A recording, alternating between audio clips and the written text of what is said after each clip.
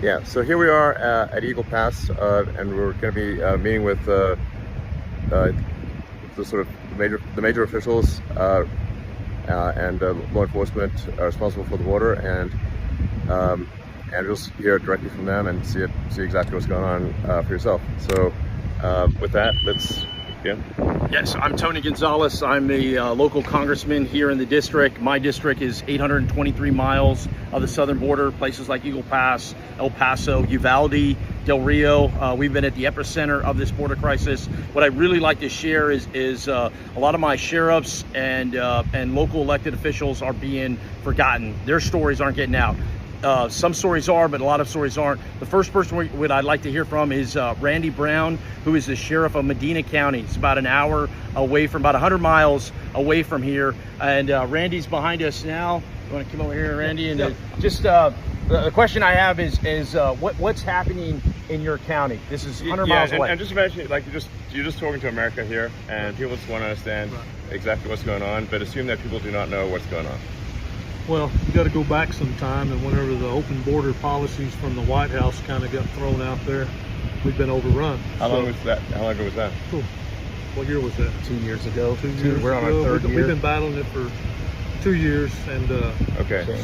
So you're saying there's been an open border policy essentially for the past 2 years? It was an invitation. An invitation. That's how I read it. That's how it was told from the White House. So okay. They don't have a clue what's going on here, I don't think, because if they did, maybe they would care. Maybe they would. I don't know. How does the train impact you? Because the trains have been a big story lately. There's a train just over here. This is kind of where it starts, Elon. Okay. Where you see, all these thousands of people on a train. This is where they're coming through, but it doesn't end here. It just starts here. Yeah. Medina County is where they're going to make it to the big cities like San Antonio. Two major rail lines come through my county, and on those the illegals ride. They actually control the trains because they know how to crank down the brake on the car so that when it passes a heat sensor, the conductor has to stop the train, the illegals get off, the people come to get them, and all the stolen vehicles they're stealing from all over the country. Nearly every one of them is in a stolen vehicle. Okay. So then we get involved, and then they're trespassing on private property. Okay. And when you do get behind the road, they run through fences, they run over equipment. Irrigation stuff is important to the farmers. They run over their equipment, they tear it up. We tear up vehicles trying to hold the line. We're trying to hold the line 100 miles away because the line is not getting held here. Because it's not that complicated to close the border. It really isn't. And that's the aggravating part. I think any sheriff here will tell you the same thing. All right. Well, and just again, just assume that this is really just for the general public, and so we want to just frame the situation because not everyone knows like the magnitude and is this normal or is it like so just if you could just frame the situation for the general public, that would be helpful. What terrifies me the most is we're seeing historic numbers, 11,000 people coming over daily for the past week. Here in Eagle Pass alone, 2,500 people, over 5,000 people in detention. But what worries me the most is this, in many cases, feels normal. The part that doesn't make it out on some of the news stuff is there is a golf course. We're literally standing in front of a golf course, and you have people playing golf as if it is normal. To the right, you have people that are coming over illegally. I mean, it is upside down. And like Elon said earlier, I believe in legal immigration. I think legal immigration is important. And what happens is when you grant people that have come over illegally these different opportunities, you completely undermine the legal system. I think like the stuff we were talking about in the car, the magnitude of the situation. The magnitude of it, yeah. So it's like the fact that we are seeing all-time highs in illegal processing, and that ramp is increasing. Yes. So these are really important points because the public isn't. I think it's not necessarily clear to the public. Is this normal, or are we seeing an accelerating crisis? It's not getting better. It's getting worse. Last Friday a week ago was a historic number, 11,000 people that came over. Okay. And then on Monday, that number increased. Today is Thursday, and that number increased. We're only going in the wrong direction. This is a week. What happens 2 weeks from now? It's the wrong way. Okay. So basically, we're seeing unprecedented, all-time highs, and increasing, and spreading. Yeah. It's not in just one area. It's not just like it's just one city or one town, and not even one state anymore. You know, it's not, we're talking about New York today, but Chicago, you're hearing it there, LA, Denver, there's all these other places where it's just spreading, just continues to get bubbling up. And just to quantify it, I think you said 2,000 a day or something, just in this location. Just here, yeah, just here. So that's like over 700,000 a year. Just in this one location, yeah. Okay, just 700,000 sort of illegal immigrants a year, just in this one location. Just in this one location. Okay. El Paso, right now in El Paso. That's higher than the population of Wyoming, FYI. Exactly. Yeah. Yes. Yeah. Yeah. Okay, and that's just one location. What is the total number from all locations roughly? In the millions. I mean, it's literally millions, and those are just the folks that we know have engaged. What about all the others? That's just who was actually processed. Yes, the gotaways are the ones that you know. Yeah, so meaning that like the actual number is much higher. Much higher. Okay, that's very important for people to know. Yeah. That the actual number is much higher. Is the official number something like 2 million or something? Where is it? It varies, and it depends on who you ask. But I've seen it as high as 2.6 million, and that number just every year for the past 3 years has almost doubled. You know, it was like 1.1, and then it's just doubling year after year. It's compounding year after year because it's not just one part of the world either. It's all parts of the world that are coming. In El Paso. Yeah, I think that's actually an important point to make because you know, sometimes people think, well, fuel is coming from Mexico, but this is not the case. Not the case at all. The reality is that this is an open border for all of Earth. All of Earth. And just, you know, so there's roughly 350 million people in the U.S., but there's 8 billion people on Earth. Yes. This is an open border to 8 billion people. Yes.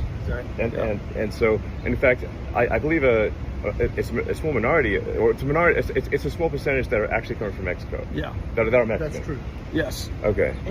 Sheriff Zertuche, how many? I mean, you. This is how close are you to the border? 60 miles. 68 miles from the border. 68 miles from the border. That's right. What type of nationalities are coming through your county? We're seeing anywhere from Honduras, El Salvador, I believe Ecuador, stuff like that. Even some Cubans. It's pretty much every country, right? Pretty much every country. Yeah. It's very rare that we see anybody just from Mexico. So, it's actually rare to see anyone from Mexico. And then I'm 68 miles from the border. I'm 80 miles south of here from Eagle Pass. How big is your workforce? How big is the sheriff's office? My patrol staff's only 16 strong. 16 total. Okay. So how many do you have on call at one time? Maybe 2 at the most. Two law enforcement officers to tackle. I mean, some of these counties that I represent, they're the size of states. And they've got 2 or 3 people trying to tackle it all. This is where the local community just feel completely overwhelmed because Border Patrol agents used to be the front line, and now they're here. They're under the bridge. They're processing folks, so they're completely out of the game. So these law enforcement, the local law enforcement officers, are carrying all the weight. My county alone is 1,500 square miles. Right. So it's not possible, really. It's very difficult to handle. Yeah. Okay. And so and just it's worth going over a bunch of things that you mentioned to me, which is like there's almost no repatriation. Right. This is another thing that I found surprising. Basically, once somebody gets in, they're in. Yes. There's essentially there's in theory repatriation, in theory flying back. Yes. And I believe you talked to the president of Guatemala and asked him if, would they take people back, and he said, of course. Yes, I said I'll take every single one of them. Yeah, no problem. No problem. All you got to do is ask call. us. Yeah. Ask, just call. The White House just needs to call. Exactly. Okay. And every white seems like that's like not a difficult thing. Elon, every White House has done that.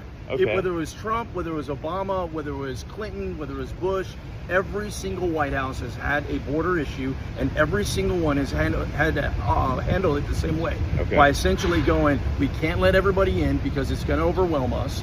You're gonna abide by the laws, and if you don't qualify for asylum, we're going to send you back. And as soon as you start doing that, it alleviates the stress. This administration hasn't done that yet. Okay, so and just so of the sort of roughly 2.5 million processed illegals, and then it's maybe as much as twice double that or something. I don't know. So, gotaways. Yeah. Call it like 4-ish million, maybe 5 million total processed and unprocessed. how many of the 4 or 5 million legal immigrants are sent back to their countries every year? I'll give you an example. Here in Del Rio sector is one of 9 sectors, okay? We're getting about 2,500 people coming over illegally a day. And we are repatriating or sending 0 back. Zero. Zero. Zero. Zero is quite a small number. Yeah, exactly. Okay, let's just literally 0. So 0. basically there's no repatriation. What is happening is this is insane. What is happening is, at best, they will send people to other parts of the border. That's Okay. not back to where the country of origin. That's to Laredo or El Paso. Okay. In worst case scenario, and I want to bring in the mayor here, the worst case scenario is where they're at. You bubble to a point where there's nowhere else to send them. So what you end up doing is you release them into the street.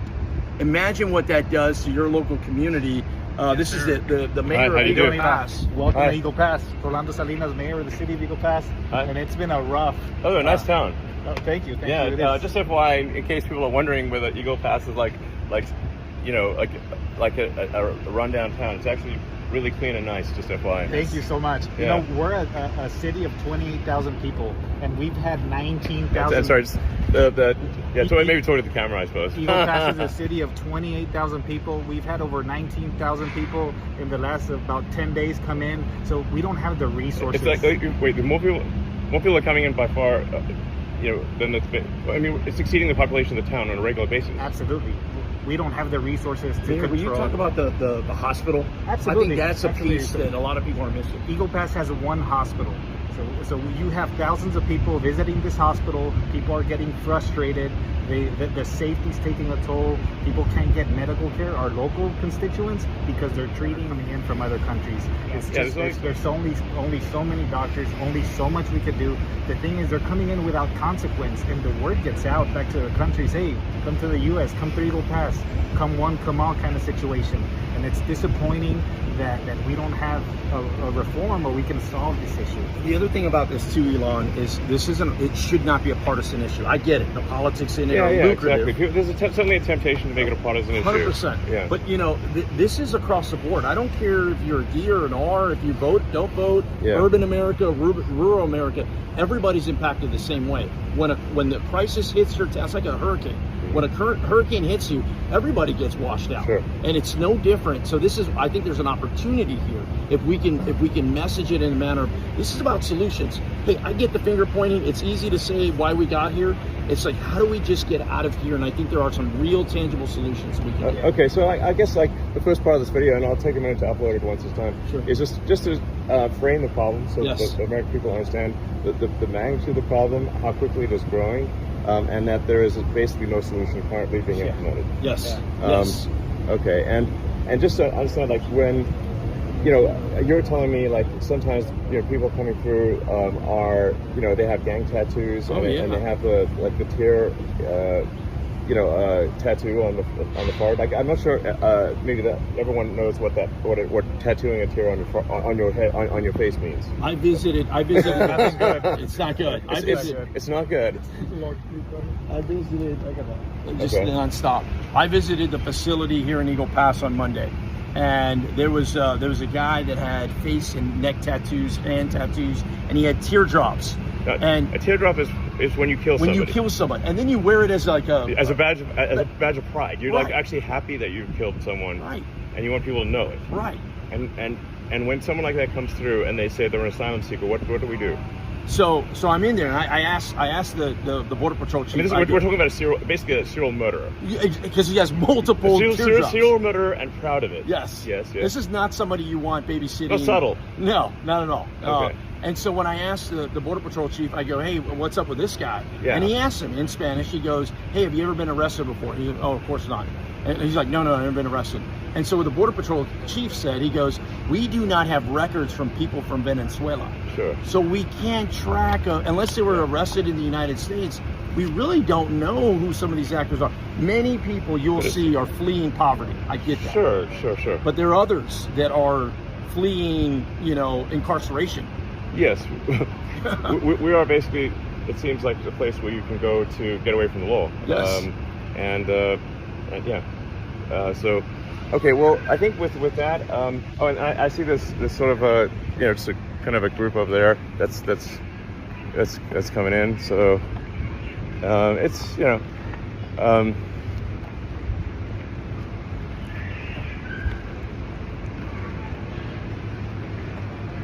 so, you know, this sort of, I don't know if you could really see it. I'll try to switch it around.